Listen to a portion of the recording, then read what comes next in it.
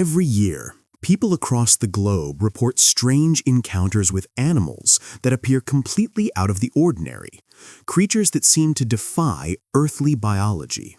These reports are so common that an entire field of study, cryptozoology, was established solely to investigate them.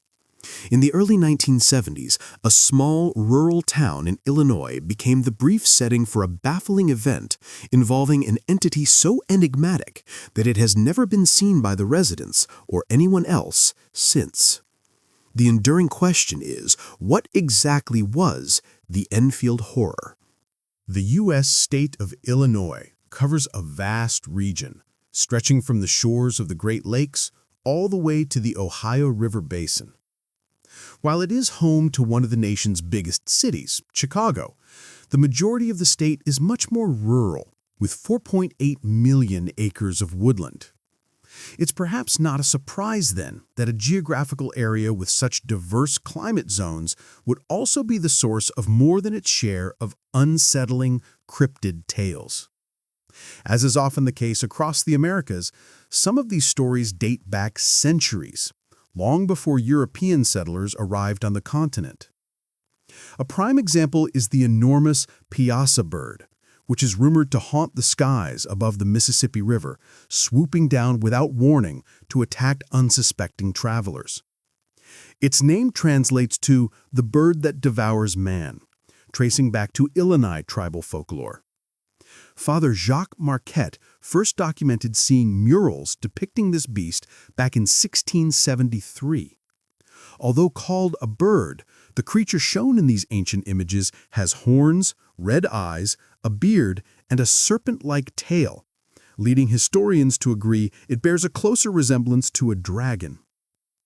Another infamous creature is the Big Muddy Monster, a being akin to a Sasquatch that has been harassing residents of the southern city of Murfreesboro since the early 1970s. Similar to other sightings in the American South and Pacific Northwest, witnesses typically catch quick, terrifying glimpses of a large, hairy biped emerging from either the woods or a nearby body of water. Local police have accumulated witness letters, sketches, and even have an officially open case file on the matter. Interestingly, a similar creature, known as the Tuttlebottoms monster, has been sighted just 50 miles away in Saline County.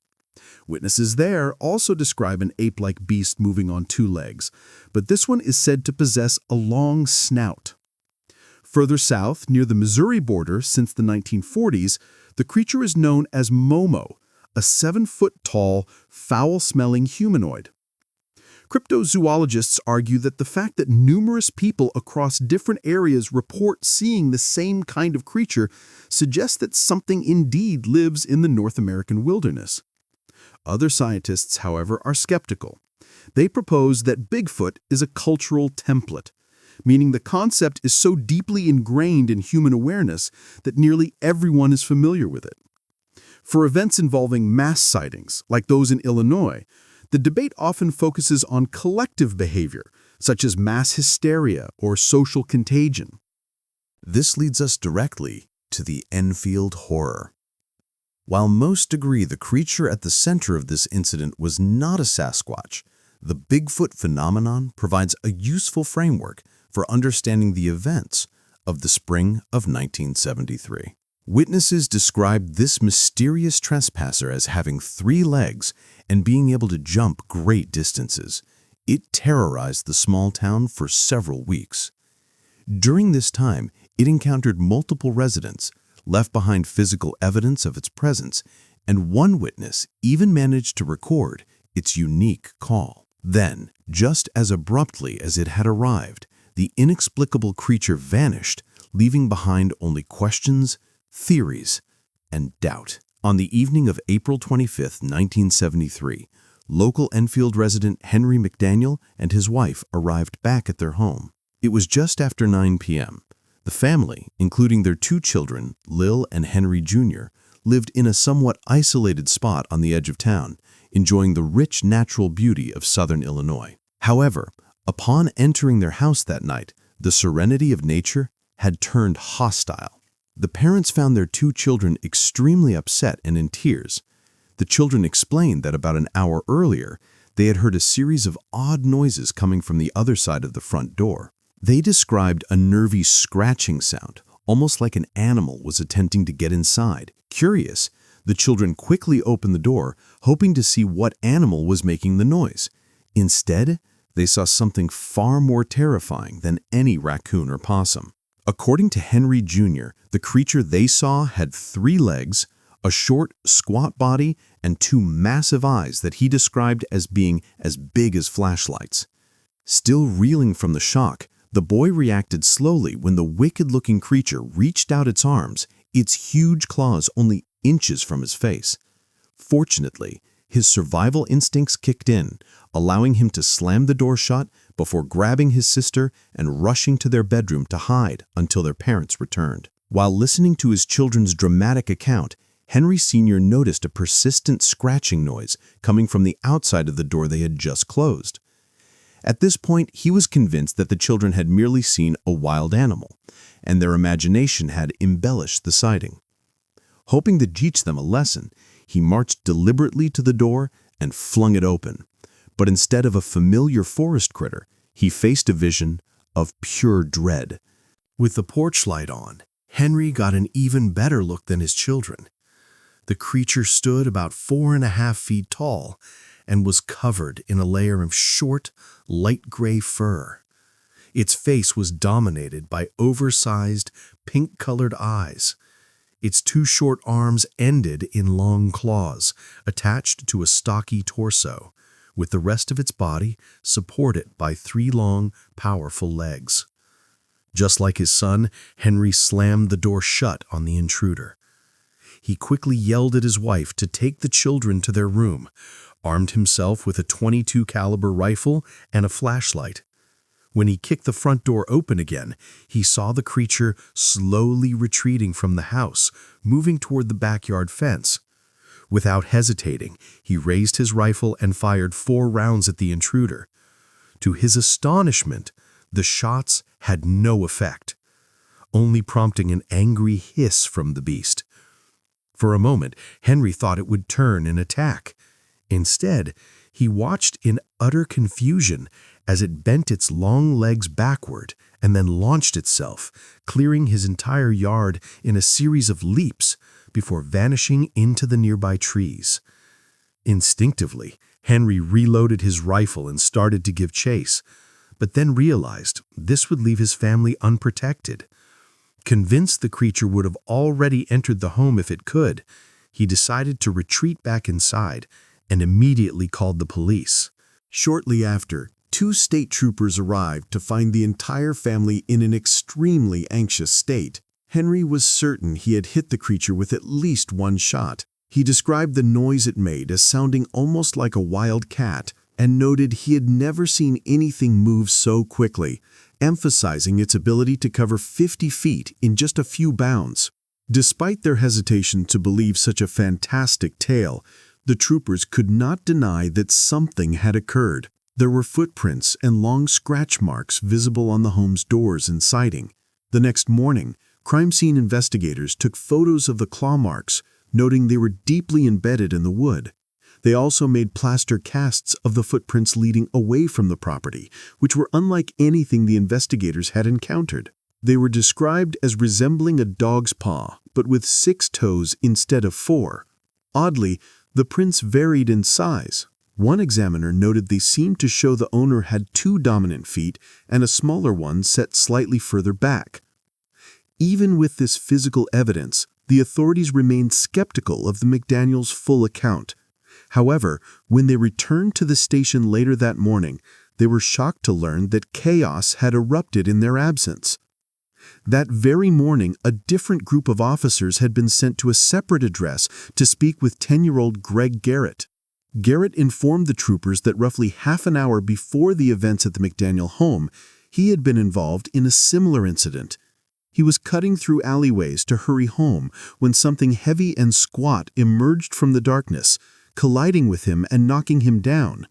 He described a brief struggle during which the unseen assailant hissed like a snake before slashing at his shoes with its claws. Garrett managed to break free and ran home, showing his mother the deep gouge marks in his footwear. Faced with two separate but similar cases, local sheriff Roy Pochard had no choice but to interview both witnesses. After brief discussions, he ultimately advised them not to share their stories with the rest of the town, fearing the tales would trigger widespread panic. Deep down, Pochard likely doubted the accounts, hoping Garrett and the McDaniels would eventually retract their claims.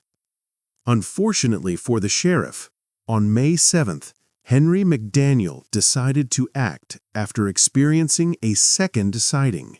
Frustrated by the lack of police action, he recounted this new encounter to the local radio station. At 3 a.m. the previous morning, McDaniel had been woken by the loud barking of a neighbor's dogs. Still unnerved by the events of the previous month, he again grabbed his rifle and flashlight and went outside to check his property line. He hadn't gone far when the faint torchlight picked out a familiar silhouette lurking in the trees near some train tracks. Again, he aimed his rifle at the mysterious creature, but this time he didn't shoot. Realizing the beast hadn't noticed him, he took the opportunity to observe it. As he later stated, "I saw something moving out on the railroad track, and there it stood. I didn't shoot at it or anything, and it started on down the railroad track, and it wasn't in a hurry or nothing."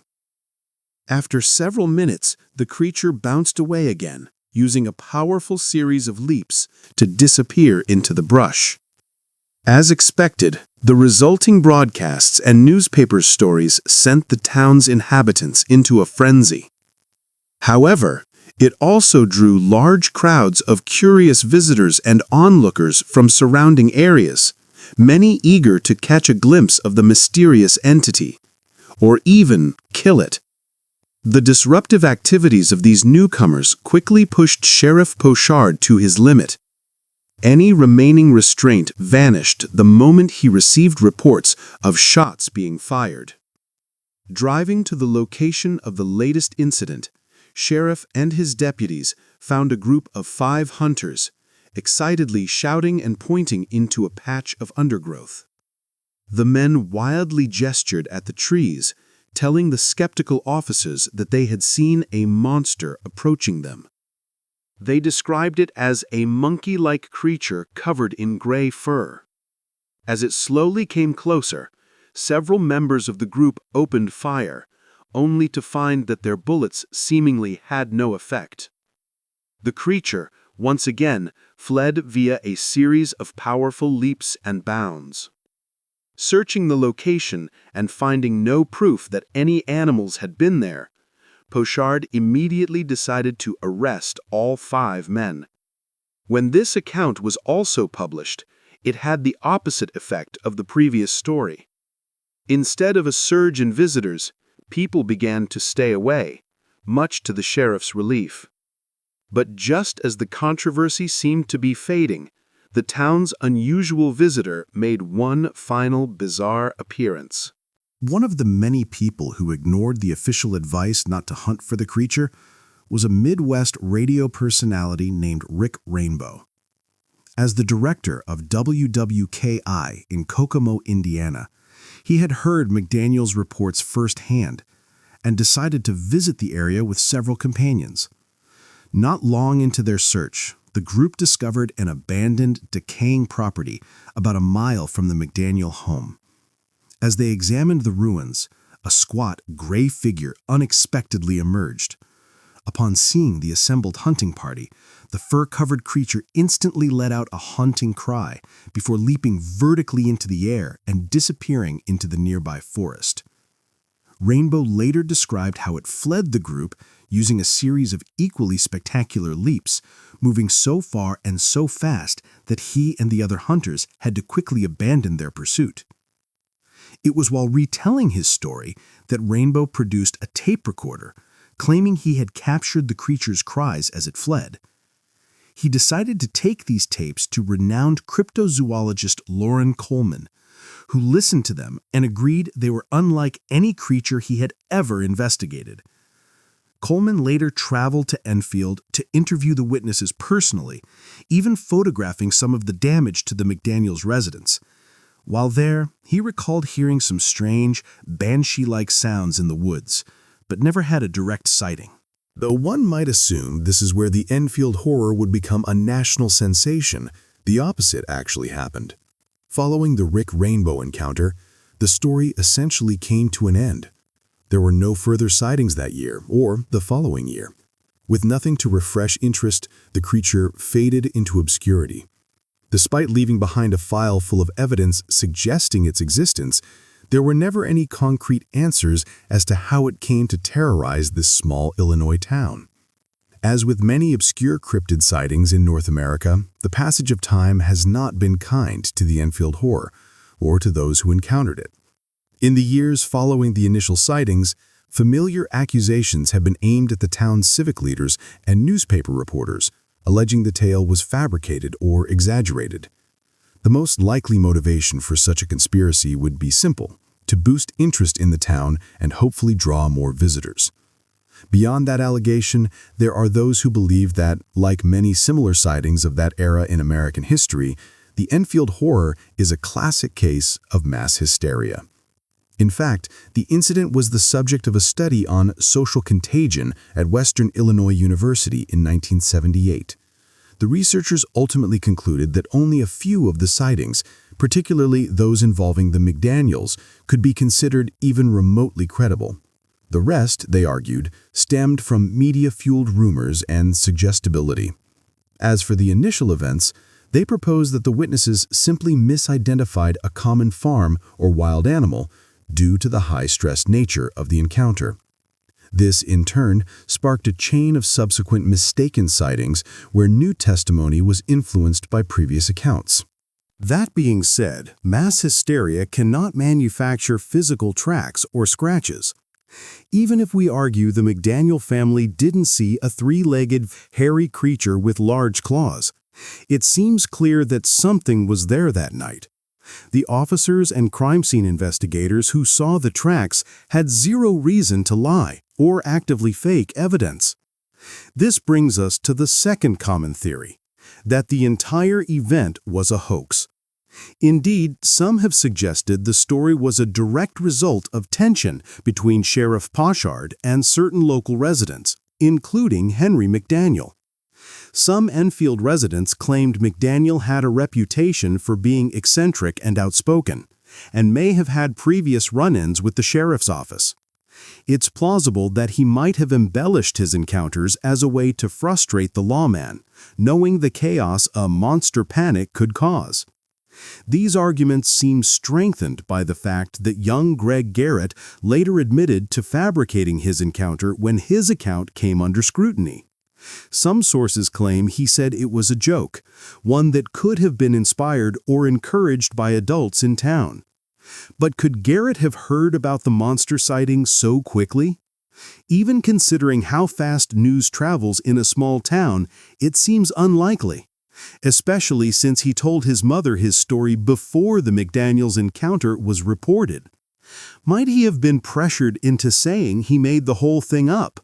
Furthermore, the sheer number of witnesses and the abundance of alleged evidence provided to authorities seem to contradict the hoax theory.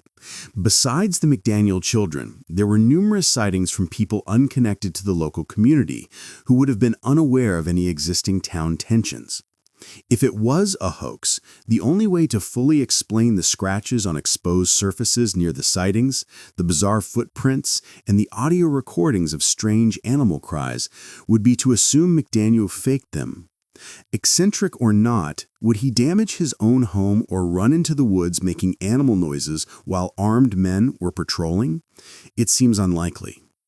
If the Enfield Horror wasn't a hoax, and it wasn't a case of mass hysteria, what was it? If we are to accept the testimony of those involved at face value, we have a mysterious, jumping creature with gray fur, big eyes, and potentially 3 legs. Over the decades, some commentators have theorized the creature was likely a kangaroo that had escaped from a private collector residing somewhere in the surrounding area. This would explain the strange tracks and the third leg, which could easily have been the animal's tail. Although their hind legs have only 4 toes, whereas the tracks had 6, the front paws do have claws, which can be quite terrifying. Then there's the description of how it moved. Kangaroos are fantastic jumpers, known to leap up to 25 feet in a single bound. They can also jump up to 10 feet in the air, especially when startled. Finally, whilst they're often rather quiet, these animals have been known to hiss and sometimes bark in a cough-like manner. Despite the fact that Rick Rainbow claimed to have recorded the creature, any reproduction seems to be long gone. What can be said is that the high-pitched, banshee-like screams that were described by him and Coleman do not match the familiar sounds produced by a kangaroo, nor are kangaroos bulletproof. Others who favored the misidentified animal theory suggest that what the McDaniels might have seen was a large ape or monkey. Interestingly, there is a precedent for this type of encounter in Illinois. During the 1940s, the town of Mount Vernon was plagued by a series of grisly cattle mutilations, which locals attributed to a pack of wild apes living in the surrounding foothills. According to witnesses, these leaping beasts were baboon-like in appearance and could jump 20 feet or more in a single bound. With the towns only separated by a mere 40 miles, it would easily be possible for the creatures responsible for those deaths to travel a short distance between the two locations. Unfortunately, that still doesn't give us any indication as to what they were. To be open-minded, we have to agree that it's possible the mysterious monster is just what people assumed it was, a creature completely unknown to science, unless it is a mutated or disfigured form of an existing animal. Texts can confirm that no known vertebrate animal has evolved with 3 legs as a natural biological trait. Like the Bigfoot phenomenon, we would have to assume that there is a long hidden breeding population of these animals somewhere in the forests of the Midwest. Still, how they've managed to stay undetected before and after the Enfield incident further complicates this theory. Given these facts, some feel that the Enfield Horror is something not of this earth at all. They argue that it could either be an extraterrestrial or some form of interdimensional entity. This would explain its science-defined biology and the fact that it was seen so frequently for a single month only to disappear forever, having returned to its own world. The Enfield Horror joins a far wider gallery of strange and unnatural creatures to have traversed the United States throughout the mid-20th century. It remains to be seen whether these entities have always resided within the wilderness of North America, or if they perhaps come from somewhere much further afield, such as an astral plane, a neighboring dimension, or even another planet.